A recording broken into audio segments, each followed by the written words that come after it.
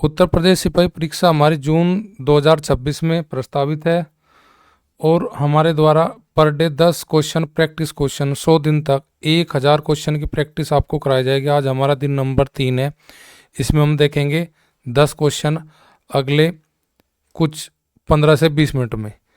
पहला क्वेश्चन आपकी स्क्रीन पे है, आराम से क्वेश्चन को पढ़िए और पढ़ने के बाद आप अपना क्वेश्चन भी लगाइए, साथ साथ में आपका आंसर क्या है, फिर वीडियो का आंसर देखना, आपका आंसर मैच करता है देखना। 10 क्वेश्चन में आप कितने ठीक क्वेश्चन बना सकते हो। तो पहला क्वेश्चन है कि 40 विद्यार्थियों की कक्षा है जिसमें 20 ने केवल बायोलॉजी को चुना, यानी कि बायोलॉजी को केवल कितने आदमी ने चुना? 20 ने जी। अब ये कह रहा है और मैथ्स को केवल 15 आदमी ने चुना। अब इसमें कहा कि सवाल में परंतु जीव विज्ञान को नहीं चुना, यानी कि जिसने केवल जीव विज्ञान चुना तो वो केवल जीव विज्ञान को चुन रहा है, जो मैथ को चुन रहा है वो केवल मैथ को चुन रहा है। यह दिया गया है कि प्रत्येक विद्यार्थी ने या तो गणित या जीव विज्ञान या दोनों को चुना है। उन विद्यार्थियों की संख्या ज्ञात कीजिए जिन्होंने गणित और जीव विज्ञान दोनों को चुना। तो देखिए, अगर हम देखें कि बायोलॉजी और मैथ्स में टोटल कितने विद्यार्थी ले चुके हैं, जो ओनली बायोलॉजी ले रहे हैं, जो केवल ओनली बायोलॉजी ले रहे हैं और ओनली मैथ ले रहे हैं, उनकी संख्या हमारे पास हो जाएगी जी 35। टोटल हमारे पास छात्र है 40। अब जो बच्चे छात्र 35 से अतिरिक्त वे दोनों को ले रहे हैं हमारे, यानी कि 40 और 35 का जो अंतर आएगा वो बताएगा हमें कि वे बायोलॉजी भी ले रहे हैं और साथ में मैथ भी। तो उनकी संख्या हमारे पास कितनी हो जाएगी जी 5। 5 मेरे ऑप्शन किस में दिया गया? ऑप्शन सी में दिया गया। तो पहले क्वेश्चन का हमारा राइट आंसर हो जाएगा ऑप्शन सी। दूसरा क्वेश्चन हमारे लिए, एक सर्वेक्षण में 60% लोगों ने विकल्प ए को और 40% ने विकल्प बी को पसंद किया। यदि 500 उत्तरदाता थे तो कितने लोगों ने विकल्प ए को पसंद किया? तो देखो 500 वहाँ टोटल सर्वे में जो आदमी है जो आंसर दे रहे हैं 500 आदमी, यार यहाँ पे पूछा है मुझे ए को पसंद करने वाले कितने? ए को पसंद करने वाले थे जी 60। अगर मैं 500 का 60% निकालूँ, बहुत इजी सवाल है, ज़्यादा हार्ड नहीं है, तो मुझे पता लग जाएगा कि ए को पसंद कितने लोगों ने किया। तो ये ए को पसंद करने वालों की टोटल संख्या आ जाएगी मेरे पास 300। तो ए को जो पसंद कर रहे 300 कर रहे, 300 मेरी ऑप्शन हो जाएगी राइट क्वेश्चन नंबर 2 के लिए, ऑप्शन डी। नेक्स्ट क्वेश्चन, एक कार्यालय में 30 कर्मचारी महिलाएं है, 30% कर्मचारी महिलाएं है, 60% महिला कर्मचारी और 40% पुरुष कर्मचारी विवाहित है। कार्यालय में अविवाहित कर्मचारियों का प्रतिशत क्या है? तो देखिए, जो अगर मैं टोटल ये मान लूँ कि वहाँ कार्यालय में 100 आदमी काम करते हैं महिला और पुरुष, उसमें से 30% हमारी फीमेल है, यानी कि 100 में 30% का मीन्स यानी कि 30 महिलाएं हैं। तो फिर मेल हमारे कितने हो जाएंगे? मेल हो जाएंगे 100 में से 30 घटाएंगे तो वहाँ पे पुरुष जो है वो 70 हो जाएंगे। अब ये कह रहा है कि 60% महिला कर्मचारी, यानी कि 30 का 60% ये विवाहित है। तो विवाहित कितनी हो जाएगी? 30 का अगर हम 60% निकाल लें तो हमें पता लग जाएगा जो मैरिड है महिला है केवल कितनी है जी 30 में से 18। मैन है जी 40%, 70 का 40% विवाहित है, तो इसका मीन्स है 70 का 40% 728। 28 पुरुष विवाहित है, 18 महिलाएं हैं। तो टोटल विवाहित कितने हैं जी 18, 28 का जोड़ हो जाएगा हमारे पास 40, यानी कि 100 में से 40 की शादी हो रही, तो अविवाहित कितने हैं? 100 में से अगर मैं 40 घटा लूँ तो मुझे पता चलेगा कि जिनकी शादी नहीं हुई वे कितने हैं जी चम्मन। कितने में से? 100 में से। तो चम्मन 100 में, चम्मन 100 का कितना परसेंट होगा? चम्मन बटे 100, और परसेंट निकालने के लिए गुना 100। तो मैं कह सकता हूँ जो अविवाहित है वे 54% है। तो चम्मन मेरी ऑप्शन किस में दी गई है? ऑप्शन डी में। तो आंसर क्वेश्चन नंबर 3 का ऑप्शन डी हो जाएगा राइट आंसर। क्वेश्चन नंबर 4, अपनी चाल सामान्य चाल से 3/4 चलकर अथिर अपने कार्यालय पहुंचने में 15 मिनट देरी से पहुंचता है। उसे अपने घर और कार्यालय के बीच की दूरी तय करने में लगने वाला सामान्य समय कितना है? देखो वो डेली का अगर चलता था 4 की चाल से, तो वो आज चल रहा है जी किसकी चाल से जी, 3 की।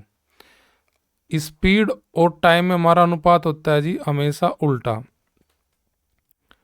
तो ये अनुपात हो जाएगा जी 4:3। अगर वो 4 की चाल से जाता था डेली, तो उसे समय लगता 3 यूनिट। आज वो चाल से गया 3 की, तो उसे टाइम लगा यूनिट में कितना, 4। तो कितना देख लग रहा है यहाँ पे टाइम, अगर हम अंतर देखें यहाँ पे 4 लग रहा, 4 और 3 का जो अंतर है वो 1 यूनिट के बराबर है। यानी कि उसे आज 1 यूनिट लेट हुआ हो अनुपात के हिसाब से, 1 यूनिट में समय लेट बता रखा है सवाल वाले ने 15 मिनट, अर्थात 1 यूनिट बराबर किसके है जी, 15 मिनट के। उसकी सामान्य जो चाल है वो कितनी है जी, 4, या उसकी आज की आंशिक चाल थी जो आज गा जिस साल से हो। तो 4 वाली चाल से लिया गया समय मेरा कितना है जी, 3 यूनिट। 3 में गुना करूँगा अगर मैं 15 की, तो मुझे सामान्य चाल से लिया गया समय का पता लग जाएगा ऑफिस में जाने के लिए अथिर को। 15 थी 45। अगर मैं आज की जो चाल से लिया गया समय उसका मान निकाल लूँ, तो 15 चौका 60 हो जाएगा मेरे पास। यानी कि आज जो वो 3/4 की चाल से गया था, तो वो आज अपने ऑफिस में जाने में कितना टाइम लेता उसने, 60 मिनट। जनरली वो अपने ऑफिस में जाने में कितना टाइम लेता है जी, 45 मिनट। तो सामान्य चाल से लिया गया समय के लिए राइट ऑप्शन हो जाएगी मेरी 45 के लिए ऑप्शन सी। तो राइट आंसर हमारा क्वेश्चन नंबर 4 का हो जाएगा ऑप्शन सी। 5वां क्वेश्चन देखते हैं आज हमारा पाई चार्ट का हमारा क्वेश्चन है ये। इसमें मैं दिया गया पाई चार्ट में पुस्तक के प्रकाशन में किए गए व्यय का प्रतिशत में विवरण दिया गया है, उसमें बताया गया है, उसी के आधार पर हमें क्वेश्चन का आंसर देना है। हमारा जो आंसर है ये, इसमें हमें बताना है कि 5वें क्वेश्चन में कि यदि पुस्तक की विशिष्ट मात्रा के मुद्रण की लागत जो है वो 40,200 रुपये है। अब मुद्रण यहाँ पे देखो, मुद्रण की लागत जो दे रखी है वो परसेंट में दे रखी है जी 20%, अर्थात 20% की वैल्यू मुझे दी है 40,200। अब ये कह रहा पुस्तक के प्रचार करने पर कितना खर्चा होगा। प्रचार की लागत मेरे पास है जी 10%, प्रचार की लागत मेरे पास है 10%, तो मुझे 10% की वैल्यू बतानी है। मुझे वैल्यू दी गई है 20% के, तो 20% का आधा होता है 10%, तो यानी कि 40,200 का मैं अगर आधा कर दूं, तो मुझे किसकी वैल्यू का पता लग जाएगा जी, प्रचार की कितना खर्चा आएगा। तो 40,000 का मैं 200 का आधा करूँगा, वो हो जाएगा मेरे पास 20,100। तो 20,100 मेरा खर्चा आएगा किस पे, प्रचार पे। तो 20,100 मेरी ऑप्शन राइट दी है ऑप्शन बी। 5 का हमारा राइट आंसर हो जाएगा ऑप्शन बी। सिंपल क्वेश्चन था, 20% की वैल्यू दी थी, 10 की मुझे पूछी गई थी। बस 20 का आधा 10% होता है, जो जितना 20% की वैल्यू है उसका आधा करके मैं आंसर दे दूंगा बिना कलम पेंसिल उठाए भी। देखिए क्वेश्चन अच्छा है हमारा। क्वेश्चन नंबर 6 पढ़ देता हूँ मैं, क्या है। 11 सदस्यों वाली क्रिकेट की टीम का कप्तान कितने साल का जी, 29 वर्ष का। विकेट कीपर कप्तान से 4 साल बड़ा है, यानी कि विकेट कीपर 4 साल बड़ा है कप्तान से, तो 29 + 4 यानी कि विकेट कीपर की आयु हो जाएगी कितनी हमारी, 33 साल। कप्तान और विकेट कीपर की आयु को छोड़ दिया जाए तो टीम के बाकी खिलाड़ियों की औसत आयु पूरी टीम की औसत आयु से 2 वर्ष कम है। टीम की औसत आयु क्या है। तो देखिए सवाल बेहतरीन है। तो क्वेश्चन में क्या है, 11 प्लेयर हमें दिया गया, उनकी औसत निकालना। मैं माना उनका औसत है जी मेरे पास x। अब इसमें 2 आदमी हम निकाल लेंगे, कप्तान और विकेट कीपर, यानी कि 11 में से मैं 2 आदमी निकाल लूँगा, तो मेरे पास अब टीम की बच जाएगी सदस्यों की संख्या 9। अब इनके 2 के निकलने पर औसत आयु में 2 वर्ष की कमी हो जाती है। अगर पहले x था तो अब हो जाएगा मेरे पास x - 2 की वैल्यू। अब मुझे विकेट की कप्तान दिया है 29 साल का, और विकेट कीपर से 4 साल बड़ा, अर्थात 29 + 4, तो विकेट कीपर हो जाएगा जी 33 साल। अगर विकेट कीपर और कप्तान की आयु का योग देखें कितना बनेगा, तो हमें 29 और 33 का जोड़ करना पड़ेगा। 29 और 33 का जोड़ हो जाएगा जी 62, यानी कप्तान और विकेट कीपर जो हमारे हैं उनके दोनों का योग है जी 62। अब हम क्या करेंगे, पहले 11 का खिलाड़ी का योग काट देंगे, फिर 9 खिलाड़ी का योग काट देंगे। 11 खिलाड़ी के योग में से 9 खिलाड़ी का योग घटाओगे तो किसकी आयु रह जाएगी हमारे पास, कप्तान और विकेट कीपर की।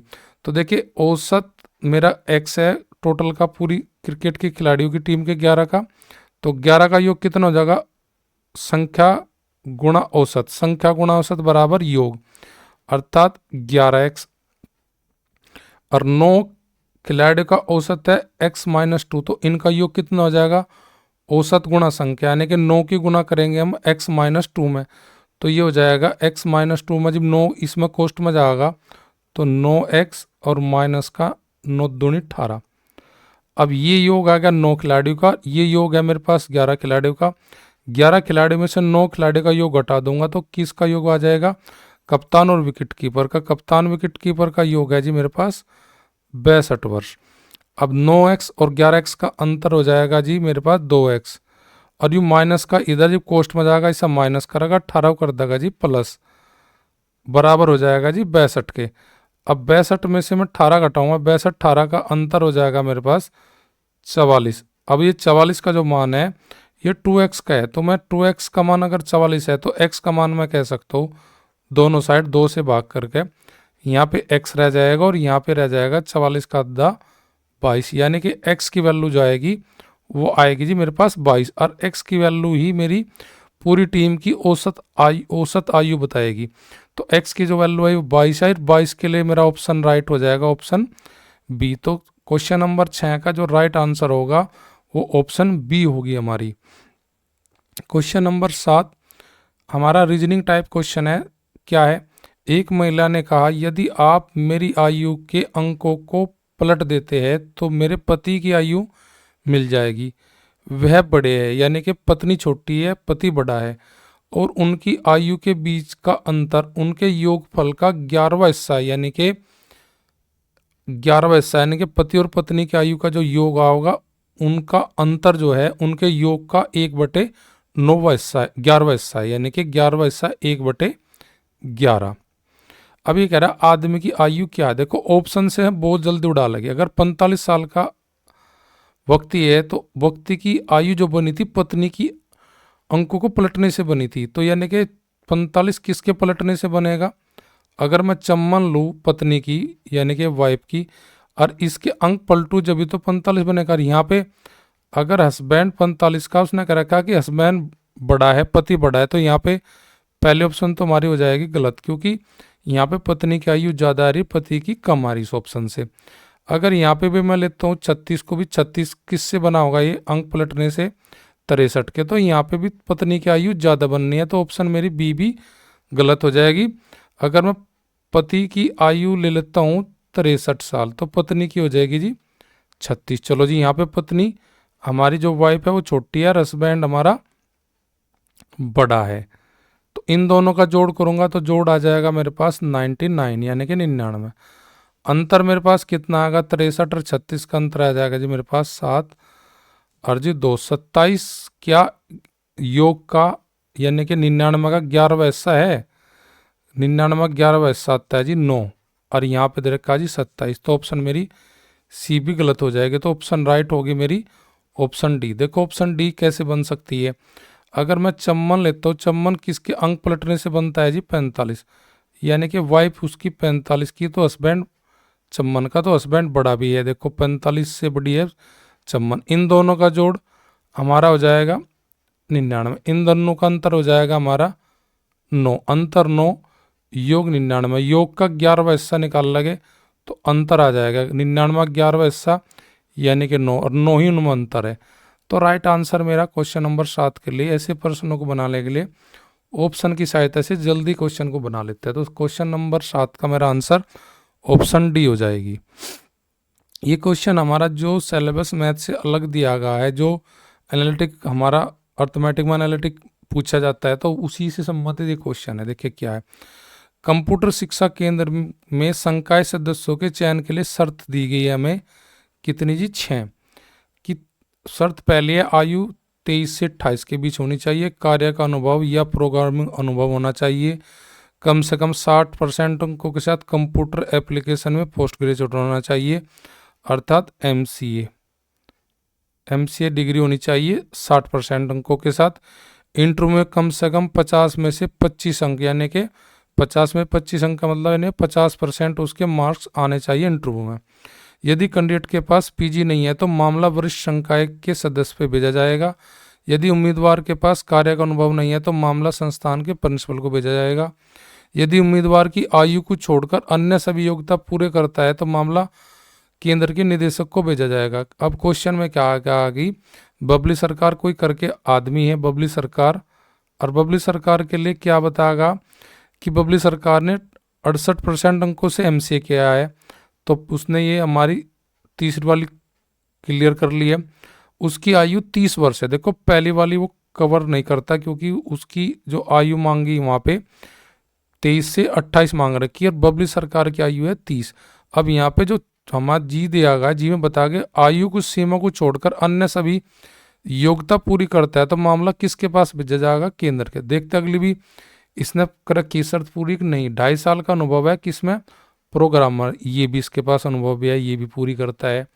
इंटरव्यू में उसके 40 अंक है, यानी 25 लाने थे, इंटरव्यू कवर है। तो यानी कि बबली सरकार का जो मामला है वो आयु पे लटका हुआ है, यानी कि उसकी आयु 23 से 28 के बीच में नहीं है, तो ये मामला मैं भेजना पड़ेगा किसे, केंद्र के निदेशक के पास। तो केंद्र के निदेशक का मामला दे रहा है ऑप्शन नंबर बी में, तो ये राइट आंसर हो जाएगा क्वेश्चन नंबर 8 के लिए ऑप्शन बी।